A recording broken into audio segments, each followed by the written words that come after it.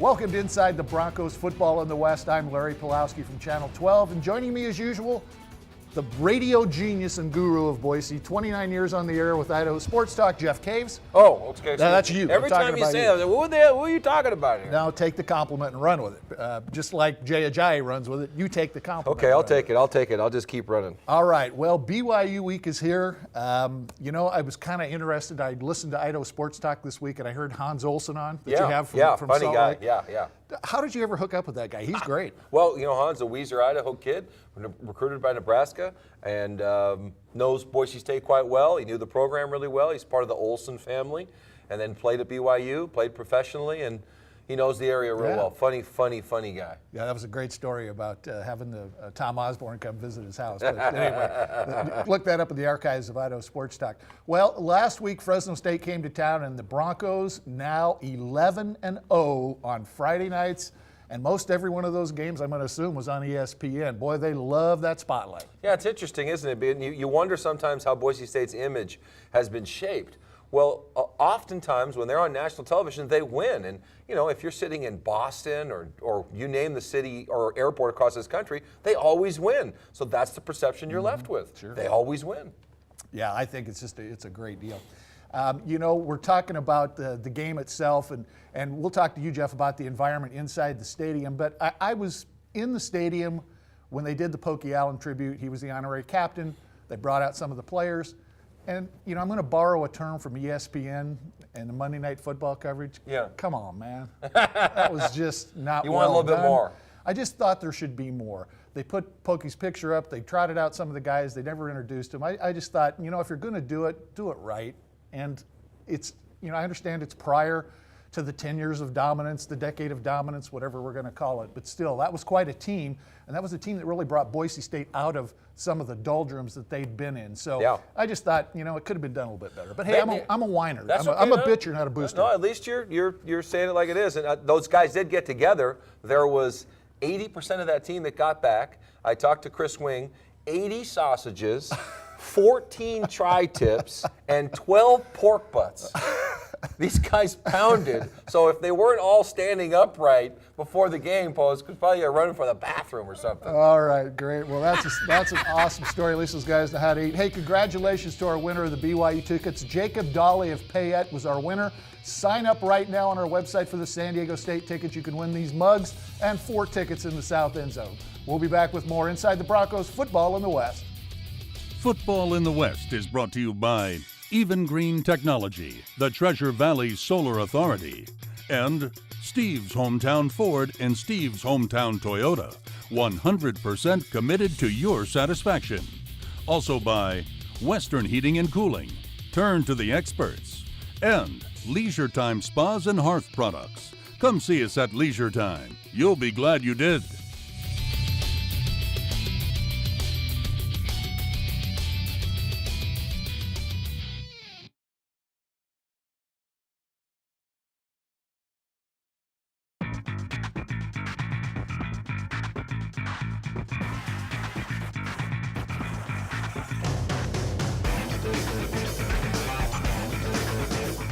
Welcome back to Inside the Broncos Football in the West, brought to you by Even Green Technology, your solar expert in the Treasure Valley.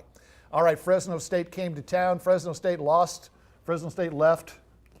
Bottom end of the scoreboard, but boy, oh boy, they made it interesting. Absolutely. Didn't they? Yeah, they did. I mean, this was a game that wasn't supposed to go down the way it did. It was supposed to be a 17-point victory or more, as we both know. As we found out. That didn't happen. Tied going into the fourth quarter, and it wasn't necessarily everything that Fresno did. Boise State made some mistakes to make that happen, but they made some good plays too. Well, they definitely did. And, when you only allow 313 yards of total offense to a team, which is what Boise State did to the Bulldogs on Friday night, you just think, how in the world can they score 27 points? But you're right, big plays always come back to haunt you. And that's why defensive coordinators preach that mantra. Don't give up the big play. Don't give up the big play. Because it's, one, it deflates you momentum-wise.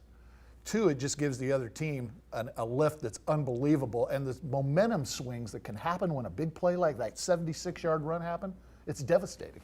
It's hard to overcome. It's hard to prevent. You can say it all you want, but when you've got guys committed and you're at the point where if one thing goes wrong, it all falls apart, then don't be surprised when that happens. And just, it doesn't happen that often. It didn't happen often enough for Fresno. And I think that's why Boise State is the better team and easily won the game, really. Well, and the one thing that was a positive, the Boise State defense only gave up 127 yards net passing, so they looked pretty good in the passing game. Again, one big long play right at the start of the second half. And, you know, it just seemed like the momentum would always get to Boise State, and then Fresno would come back and take it away. So that was kind of interesting. But, Jeff, let's take a look now at the inventive Boise State offense. It's back, isn't it? Well, that's just part of the DNA that Brian Harsin brings along. The throwback pass to the quarterback, they were a little nervous about that because they've shown it once before. Yeah. And I think it was UConn. I thought it was a UConn game. And so they went back to it at a critical situation. That drive, when we look back on the season, may be the drive. It was 17 plays. I mean, that is an unbelievable drive in terms of having everything go right and converting on fourth down in the middle of the field. There was a lot of gambling there. I thought it was a mistake to go for it at that point, but he knows best. And it worked. Yeah, and they converted, and converting those is the key to the whole thing. But it's just fun to watch. You know, you watch them pound a Jai, they pound a Jai, and he just beating up on you. And then you see a double reverse pass or a fly toss. That fly toss is a unique play. I haven't seen it run quite like they do it this year before in Boise State's offense. So again, another little wrinkle. And guys like, you know, Williams Rhodes and Jeremy McNichols, New those kid, guys give you the ability to be able to pull that stuff out of your bag and run with it. Another thing, if you go back and look at Brian Harsin's tenure, and Coach Pete, and Hawk too, they love the former quarterback turned wide receiver, smart slot receiver guy. Spurbeck, you know, you can go back to Spurbeck and others that have played that position, and they throw the ball well. Potter comes to mind too. They throw the ball, and Miller threw the ball, and they're a two-headed monster. They can do many things to beat you, and they have. All right, great. Well, that's it on Fresno State. They're in the W column for the Broncos, 3-1 on the season. They're atop their conference in the Mountain Conference, so good for Boise State. We'll talk about their BYU opponent tonight at 7 o'clock later on in the show. We'll be back with more Inside the Broncos football in the West.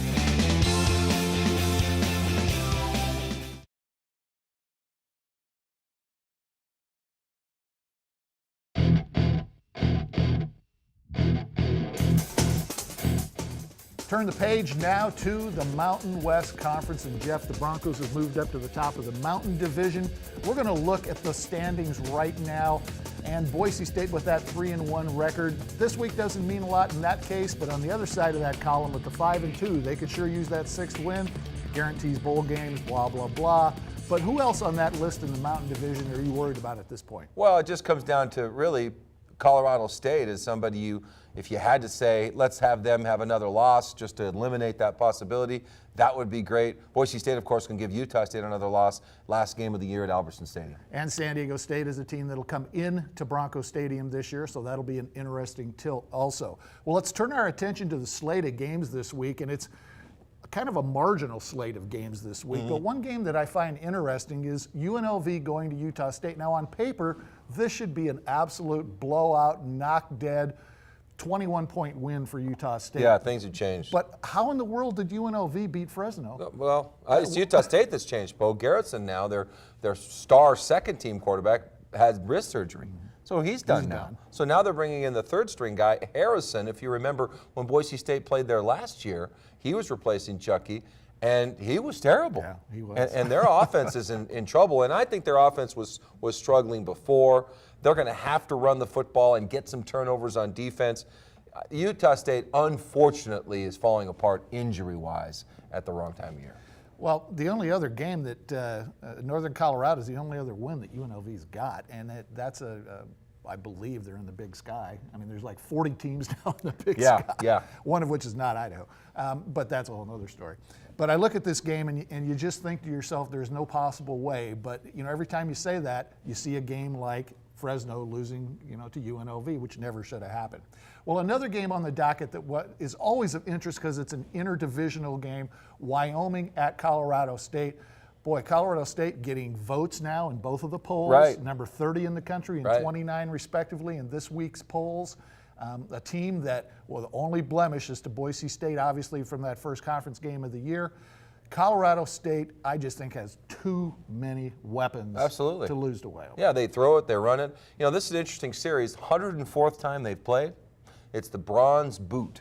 And That's so what they play for, 65 miles separate these two schools. The ROTC programs will run the football to the border and then take it over wherever they're going to play the game. So 104 times they've been going at it. So there's a lot more at stake here. Yeah, Wyoming, unfortunately, offensively is just not there. And on the road, it could even be more difficult for them. I like Colorado State pretty big game. Yeah, I agree with you there. I just think there's too much firepower. That Ram team has got it geared up. All right, when we come back, it's time to make some picks right here on Inside the Broncos, Football in the West.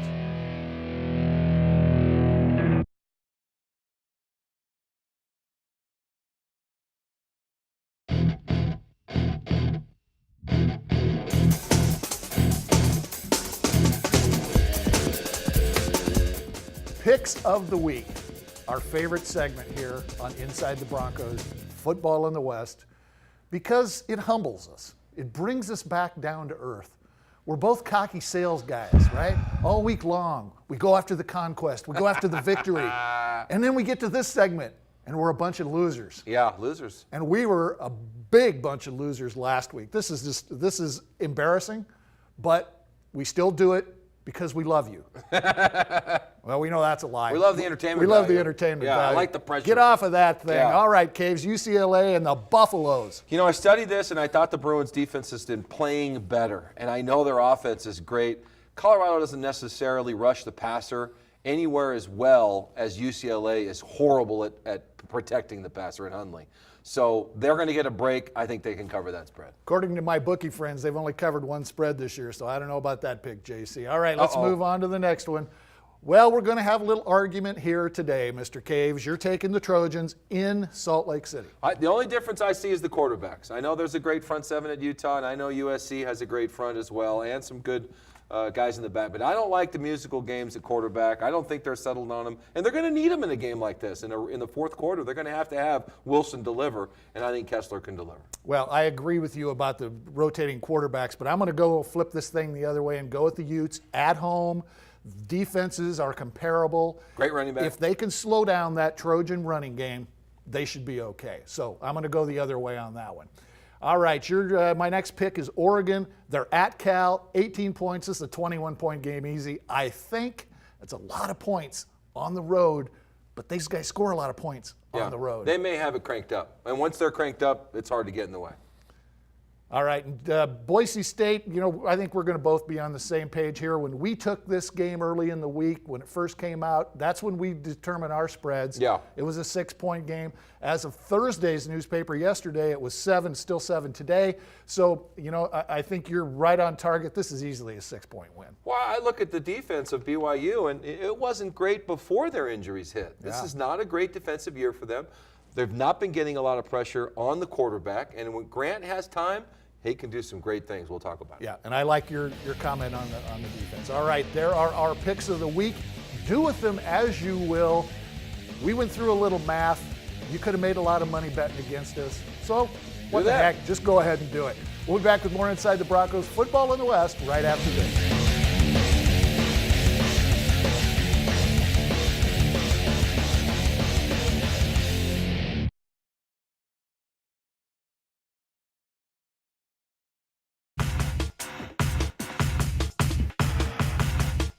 Welcome back to Inside the Broncos Football in the West, brought to you by Even Green Technology, the Treasure Valley solar expert. All right, Pac-12 conference this week. Arizona State at Washington really intrigues me. They're going to be up in Husky Stadium, right here behind us, the beautiful new facility that they have up there. But Washington coming off a tough loss last week. Yeah, really tough loss to Oregon. And Arizona State, I think, is the more intriguing story, Poe, because Taylor Kelly's making his comeback. The kid out of Eagle who, remember, committed to Nevada, decommitted to Nevada, went to Arizona State, and Boise State had an opportunity to take Taylor Kelly. Brian Harsin recruited him, but both Harsin, I think, and Pete probably are on the same page. Grant Hedrick was the guy they wanted. And Kelly spoke about this. He's not forgotten that. And here's Pete at Washington and Taylor coming back. And a big game for Arizona State on the road. And it'll be interesting to see how much mobility he has, how he's feeling, how he's throwing the football. We're going to find out. Well, it's an interesting team, Washington, on offense. You know, they're fairly conservative. They don't turn the ball over. They only have 2 turnovers, I think, on the year. Won't cut them loose. And they get touchdown production, but it's just, you know, I hate to say this, but it's kind of like that Boise State offense last year. A lot of vanilla, not a lot of topping on it. There's just not a lot of trust. Pete has to trust, and he doesn't have it, and so he won't ask you to do more than he thinks you can. So he just stays with what he thinks you can handle, and until you prove to him that you can handle more, he doesn't give it to you. That's where they're at, in my opinion. There's not a lot of trust. All right, well, here's the game that we butted heads about in the pick segment, USC at Utah. It was a pick'em game when we started this out. It's going to be an interesting deal. Can Utah possibly survive at home against this vaunted USC team? Well, heck yeah, they're going to survive. They got a tremendous defense, maybe the best defense in the country, front seven-wise. If USC can protect the passer, and they didn't against Boston College. But that's where I think that the game changes. USC has a tremendous defense. Both teams have great running backs, too. The Booker, what's his name? Booker from Utah, a transfer kid that nobody else wanted, is a tremendous running back. The difference is Kessler. He's the difference. And they're playing musical chairs with the quarterback at Utah, bringing Wilson back, yanking his string, benching him for a half. I don't think this is the right week for him. I like Kessler here, and I like the Trojans to win this game in a close one. Well, I saw a little press on Willingham, the coach at Utah this week, about potentially being up for Coach of the Year. And if they pull this win off, I think you could continue that talk. Yeah. But it's still USC, and you've got that in the back of your mind as a player. And I think sometimes it's hard to erase that image that they're the big bad kid on the block, and the bully when he comes to town sometimes takes over. But I just think Utah's going to pull this thing out just because they're at home. I think the crowd will be all geeked up. It'll be interesting to watch. Yeah, good atmosphere. Saturday night late, yeah. All right, well, that wraps up the Pac-12 Conference. Remember, if you'd like to win some tickets to the San Diego State game, go to our website and sign up to win today. A couple of really cool Bronco coffee mugs and 4 South End Zone tickets could be yours right here on Inside the Broncos, Football in the West.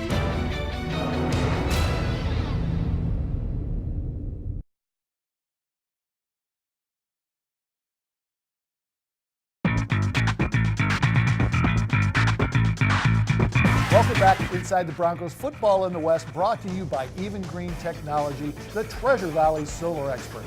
All right, Jeff, BYU is coming up here in just a few minutes. Kickoff at 7 o'clock tonight. Yep.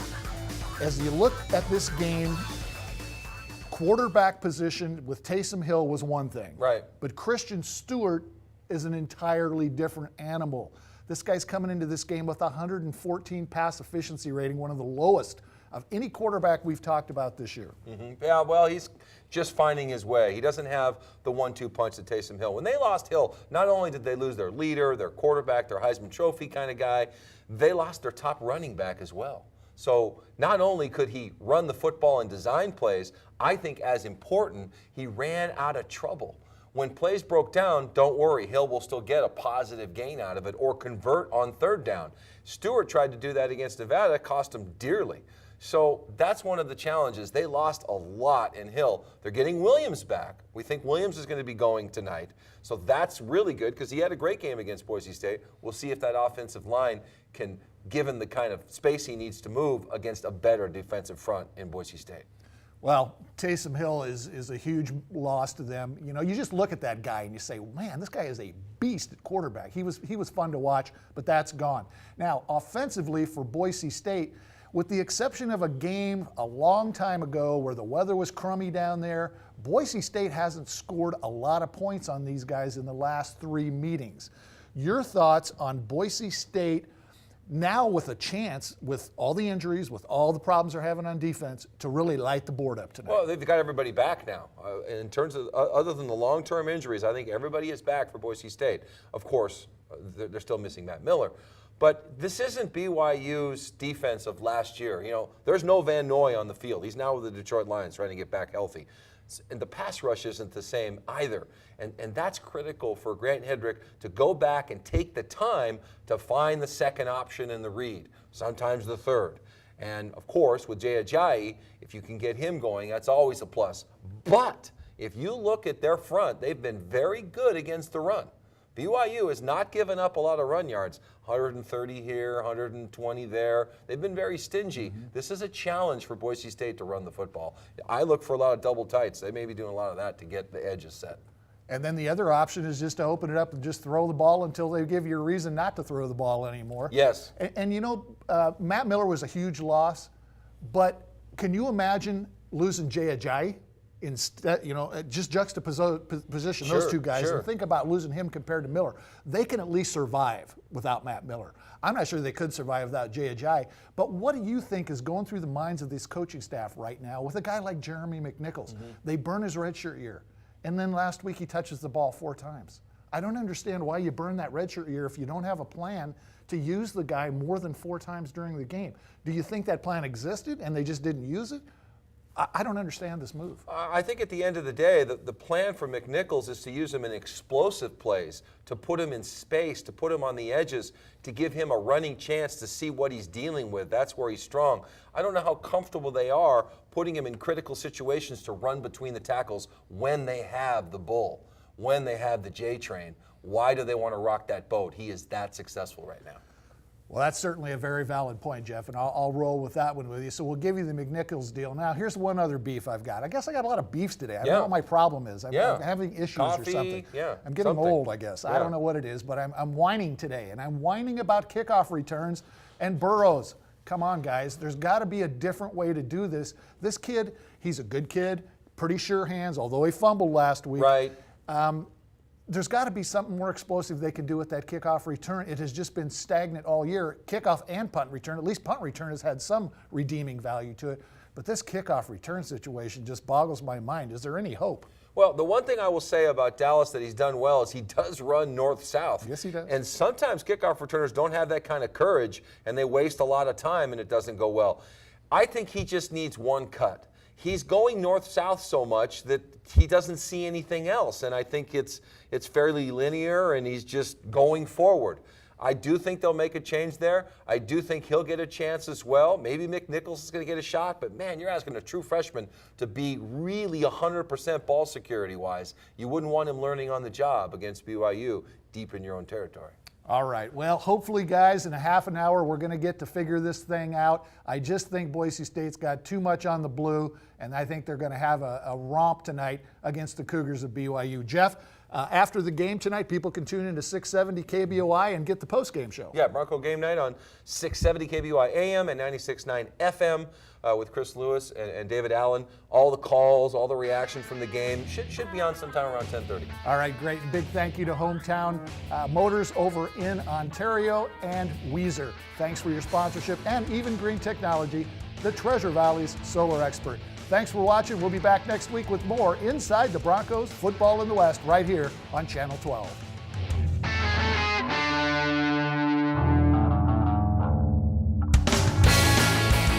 Inside the Broncos, Football in the West is brought to you by Even Green Technology, the Treasure Valley Solar Authority, and Steve's Hometown Ford and Steve's Hometown Toyota, 100% committed to your satisfaction. Also by Western Heating and Cooling, turn to the experts, and Leisure Time Spas and Hearth Products. Come see us at Leisure Time. You'll be glad you did.